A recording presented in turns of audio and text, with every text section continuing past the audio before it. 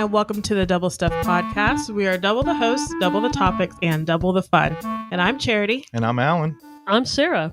And I'm Dan. And before we get started today, we did want to note that since today is November 11th, we are celebrating Veterans Day here within the U.S. So Yes. just want to take a quick moment before we jump into our topic to have a serious moment and just have a moment to be thankful for the freedoms that we have and the people that sacrificed for us to have those freedoms. Our ability to do this without anybody's permission. Yeah. Yeah, 100%. So for anyone that is listening that has served in the military or has family members or whatever, we just wanted to say thank you from the Double Stuff Podcast. Absolutely. Thank you. Well, yeah, thank you guys. But today's topic, I think, is very fun and very appropriate. So pretty much from about September to the end of November, there's an argument that has been going since the dawn of mankind. And that is pumpkin spice versus apple, which Sarah commented just a few minutes ago that it's a very feminine topic, but I think Dan and Alan probably have some things they'd like to add about that. It has spread its tendrils throughout all genders, all crevices of society. The crevices of society. Yes, all that creeps. cinnamon and spice goes somewhere. All right, so you're going to have to introduce me to this because I'm well familiar, obviously, with both of these flavors of smell and scent and taste, but I had no idea there was a rivalry between them. Well, usually around like September-ish, you see more pumpkin spice things kind of creeping into, fall scents and foods and everything. Yeah. And usually at the height of it is around October, November, because we're in the holidays and stuff. And so usually a lot of people are like, you either love pumpkin spice or you hate it. But a new argument not newish argument has come in of what about apple? You've got hot apple cider and apple pie and all of that. In my quote unquote research, I didn't go too deep into it. I believe you. But I did look. I found an article last year that was written by Food Network, which I found very interesting. And so pumpkin spice lattes were introduced by Starbucks. Wait, can I guess? Yeah. I think I know. Yeah. I think this is right around 2006. You were close. So pumpkin spice lattes were introduced at Starbucks in 2003. Oh, man. Actually, yeah. So you were close, but after their time of like winter drinks and holiday drinks and stuff, they saw how successful that was. And they're like, okay, maybe we can spread this to the fall. And so in 2003, they launched their pumpkin spice lattes. But in 2003 to 2013, 200 million pumpkin spice lattes have been sold. Isn't that crazy? Gosh. And on top of this, I also found that Starbucks has a pumpkin spice latte Twitter page, and it's official. It's got the check mark and everything. I bet. And I checked a few days ago to see how many followers they have.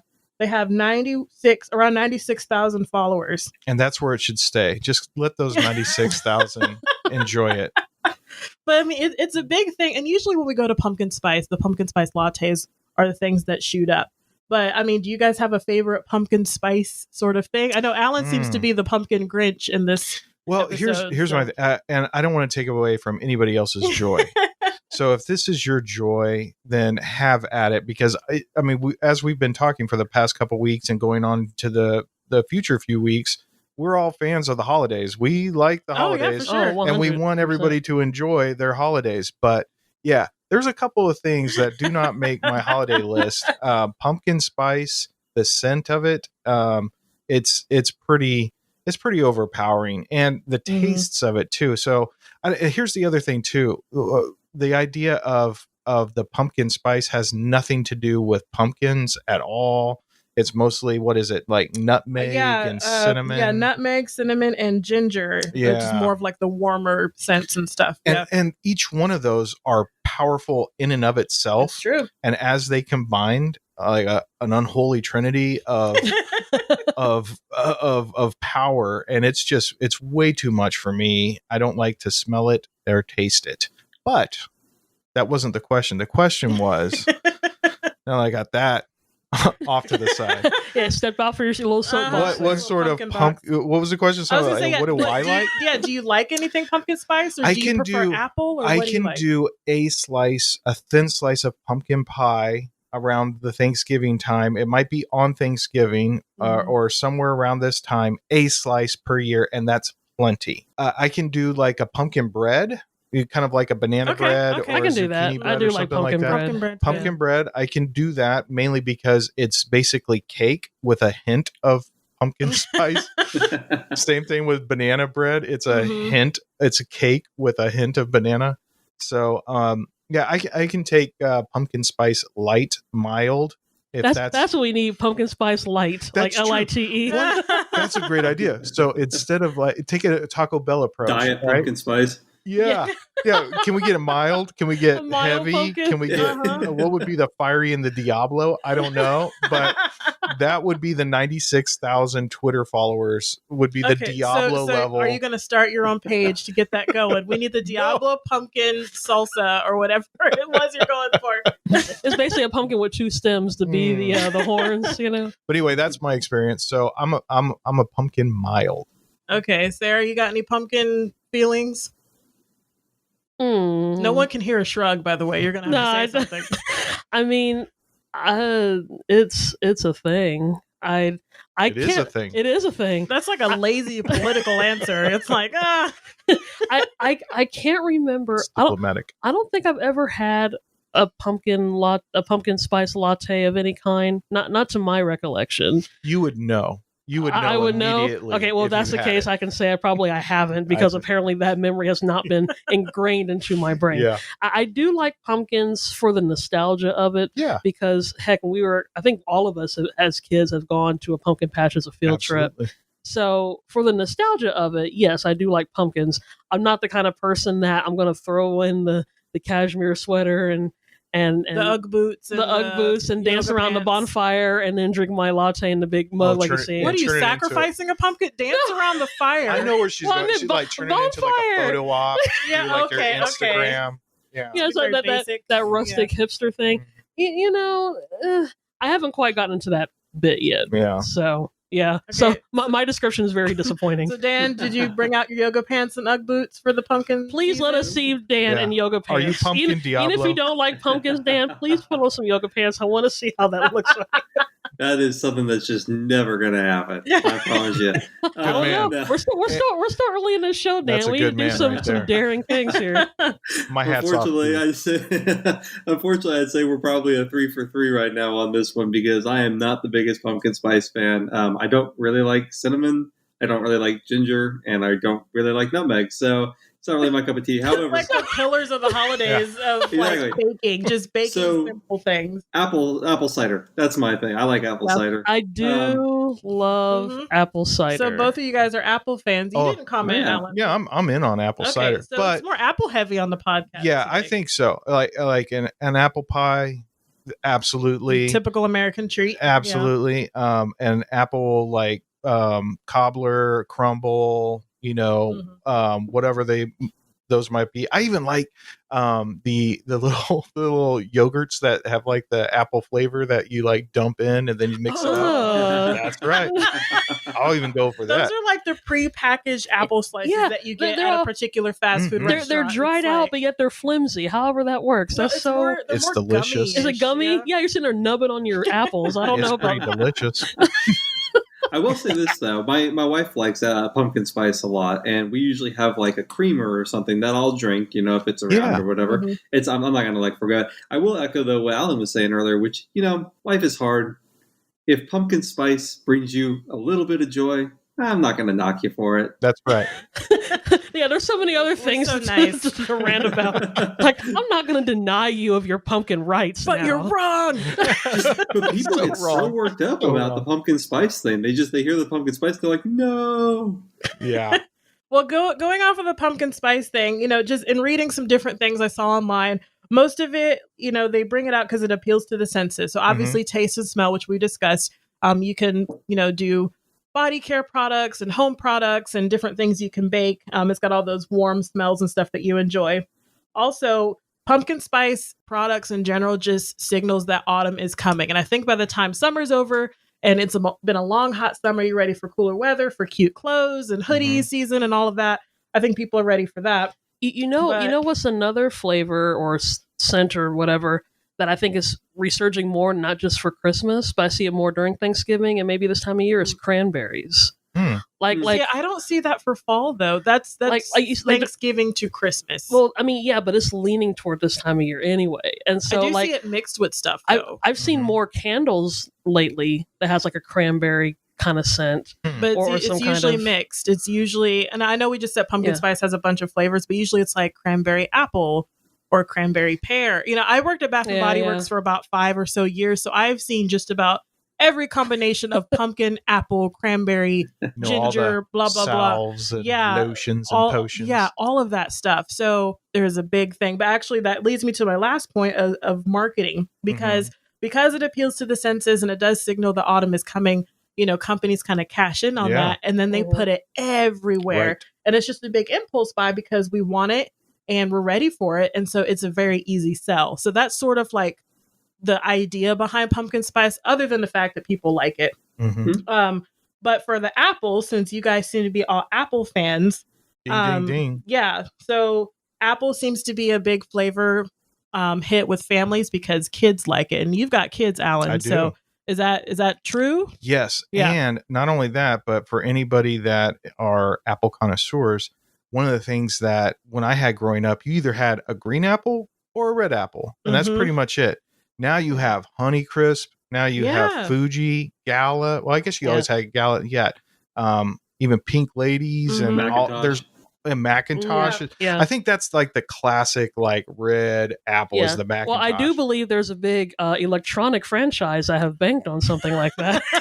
What would that be? I don't know. Don't It has a similar name for that, you know. No, but we were saying earlier today, Sarah was looking up apple orchards, and there's a couple orchards that are here in Kansas, but it was talking about how they have 25 different kinds. I didn't even know there was 25. Well, I'm sure there's more, but that particular orchard had 25. But like the ones that Alan just listed, I'm like, okay, I know those, but like I can't think of 15 more. I don't even know that many. That's apples. What they say. They say that apples and citrus fruits, so like the oranges, I think, are the oldest types of fruits, and they're across the globe. I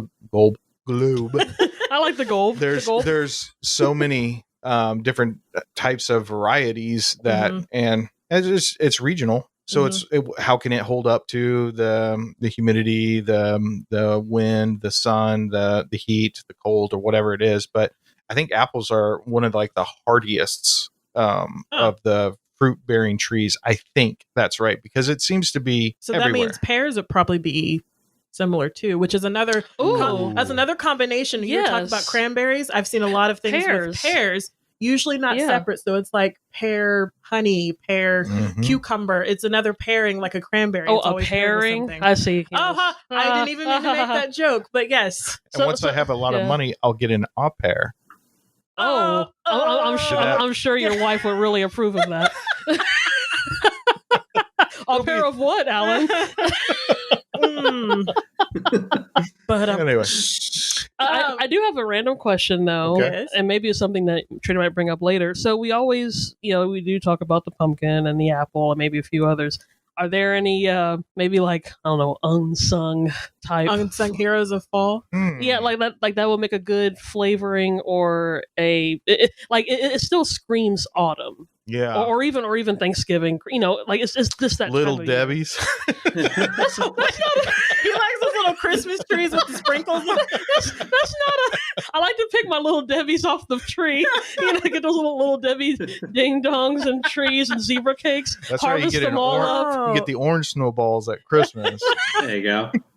But the Little Debbie does have pumpkin spice products too. Oh, I did believe. they? Yeah. Forget that. Scratch that. Okay, so forget our sponsorship. Little Debbie is dead to Alan. What were you getting ready to say, Dan? You're asking about. I don't know if it's actually fall or not, but I always like peaches. I like the smell of peaches, and it just for some reason, they make me think about the same type of year. So that's probably like a spring fruit, and everybody's thinking I'm a fool right now. But peaches. Our grandma used to make peach cobbler. Peach cobbler. Yes. Man, she used to do it up. Like you would gain about 10 pounds, but it would be worth the 10 every pound. Yeah. Let's just give it up for just cobbler in general. Yeah. Let's give it up for grandmas who make cobbler. Like everyone's grandma who makes cobbler. That's true. Wait, we might be a little premature. We don't know how most grandmas are good cooks, but I'm sure there's a few. So we'd have like a pie tasting. We can still give it up for grandmas. They still had to do what they did to become a grandma. Yeah, so. Peach cobbler. That's how they did it. But going back to the kid thing, because I know we had said that kids like more of the fruity flavors. So it was said that pumpkin comes across as bitter to children. Did you guys have that? I don't know if you remember eating a pumpkin pie when you were younger or whatever. I didn't like pumpkin pie growing up, but that's probably because we had it in a school cafeteria. Yeah. Oh, and it was gosh. disgusting. Can't So judge it on that. yeah, I still need to have like a nice homemade piece of pumpkin pie. Well, but- we didn't do it often, but the few times that me and you went to pumpkin patches for field trips and we would bring a pumpkin home, Daddy would make a pie out of it. he didn't make a pie. Yeah, he did. Did he? How did you forget? This is our childhood here. Because you ate it all, Sarah. Okay, I ate it all. I You didn't didn't watch share. him do it. He No, made because that's you a why it pumpkin took. pie. Yeah. You See, guys have to share. it's like, Apparently, I didn't no, get a piece. no, it's that like, it's like on the Christmas. cartoons where you get that piece of pie or cake and they cut a little slice and they eat the whole pie, whole then cake, and they little I leave thought the you were going to slice. say where you have the pie and then you float through the air because you smell it. and it Oh smells yes, the smoke comes and caresses your face and seduces you through the window. That's right. I think it's the scent that comes and caresses you. The smoke is caressing you. Oh, That no. you are burning your pie. That's true. The aroma. Well, our family does sweet potato pie a lot, which I Yes. know that's more of a African American. That is an African American thing, but have it you is guys- better than pumpkin. Good. Have I'll you say guys that. had sweet potato Yeah. pie? Yeah. Okay. Some Caucasian people look at me like I'm weird, like they didn't know sweet potato pie was a thing, or they've never had it, or they're like sweet potato pie, you know. Yeah. I knew it was a thing. I've just never had it. Yeah. Okay. So at least you guys have heard of it. So you're one step up above some people that I've Yeah. talked to in the past. Well, this is what happens. We need to have Dan try some sweet potato pie, have Alan try some, and then there'll be honorary black people for our family, and then they'll come to our house for Okay. Thanksgiving. I'll come over. You for just some got sweet invited to potato the pie. Harmon Thanksgiving special spectacular Yeah. or whatever we're calling it. Ooh, is that good? Our Thanksgiving is so good. We have adjectives. Well, one of the things that you had mentioned about unsung heroes and something that I really enjoy, but not a lot of people enjoy, and it's kind of off in just like a miscellaneous bin in the produce section. But in fall weather, my wife and I really enjoy squash. So we'll have like acorn squash, Ooh, yeah. spaghetti squash, Okay. things like that. But that is not for everybody that I've learned. Like some people do not like squash, but we enjoy it. We have it in like stews and soups and things like that, and it is delicious. I think people have to get used to the texture. Maybe that's the thing. Some people, if it Mhm. feels weird, in Well, their I mean, mouth, you they're can not like gonna puree it. it, right? 'Cause You can do a lot of stuff with it. So it's kind of like a pumpkin. It looks like a pumpkin inside. You got to scoop all the Mhm. stuff out, Mhm. but then you just boil it with like your chicken stock and your chicken, your onions, whatever it might be. There's a really good soup, a Chilean recipe that my wife does that has chunks of acorn squash in it, and it gets sweet. Mhm. So like Oh, you'll have okay. your savory chicken soup, and then when you get to your acorn squash, it's sweet when you eat it, and it's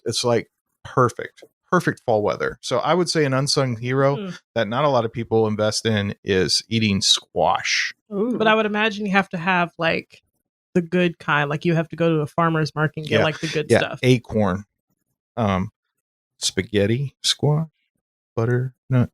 No, Are you not sure? I don't think there's a bad. I've never had. I think it's just squash. I don't think you have to go Okay. to a farmer's market. I've only had I'm spaghetti being a little- squash to maybe I'm- use for like pasta, like as a pasta replacement. I've Yeah. had that before. Yeah. I guess it does have the word spaghetti in it, so it would And have that- to. Now that's prepared a little bit different, or at least the way that we do it. We just cut it, gut it, and then bake it for like a long time. We don't Mhm. use that for a soup, mainly because like what you're talking about, Dan, where I mean, you take the fork and you kind of break it down to where it's Yeah. almost like pasta, and then that's delicious. See, I got the squash from Dylan's. It's in the pre-container, and it's already Oh, done for me. that's There you why. go. But I've had it before, so I mean that's good. But like the whole process that you were explaining, I was like, oh wow, I didn't know all that went into it. It's And I like probably never will do It's that. one of those like Sunday meals where you're like you're babysitting it as you're doing Yeah. your chores and things like that. You sort of do it in a crock pot. Mm-hmm. Well, before we end, I did I want want to make some a right now. couple Actually, comments that about sounds- Apple since we did a lot of Okay. pumpkin stuff. Yes. But there's I don't know if you guys know who Samantha Brown is. There's a show that we play on the PBS Create channel. She does like a travel show, food stuff, whatever. Okay. So her opinion is that Apple is better if you're doing more like adult beverages because few breweries and places can do pumpkin well. So would Are you there agree or such? I disagree? guess this is my naiveness talking. So there's such thing as an alcoholic pumpkin drink. Well, it's not it's kind of like is this coming from the alcoholic? Go ahead, Alan. Well, I'm just saying, like a pumpkin beer or something like that, or a pumpkin. Yeah, it's flavored, so it has like notes of cinnamon and nutmeg, and it's gross. Yeah, I like how you said that. Pour that right down the sink. You buy it to dump it. Okay, Dan, do you have any favorite pumpkin, or I guess, pumpkin or apple beverages? I guess. Oh, just like I said before, apple cider, just a straight hot apple cider. So you don't have to mix any booze with it? No. I don't need it. You just drink it and go, boo! That is so dumb. And on that note, boo! Actually, that reminds me of Princess Bride. But anyway, before I tangent on that, that's all I had for pumpkin versus apple. Sort of like what Alan said at the beginning. Whatever flavor you like, just go for it. 2020 has been a heck of a year. So if you like a weird flavor, then don't be ashamed about it. But anyway, that's all for today. Hopefully you have a good holiday no matter what you're eating this year. And happy Veterans Day. Thanks for listening to today's episode. You can find other episodes on doublestuffpod.com or on your favorite podcast apps. You can also participate in the fun on social media on Facebook and Instagram at Double Stuff Podcast and on Twitter at Double Stuff P. That's the letter P.